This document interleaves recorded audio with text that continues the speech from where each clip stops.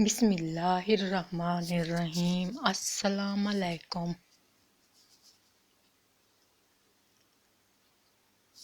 روٹی جب پک کر تیار ہو تو فوراً گرما گرم روٹی کے دونوں اطراف پانی بہائیں۔ جیسے اس پر پانی بہائیں گے بھاپ نکلے گی۔ بھیگی ہوئی روٹی کو 3 منٹ کے لیے کھلا رکھ دیں۔ جب روٹی ٹھنڈی ہو جائے تو کھا لیں۔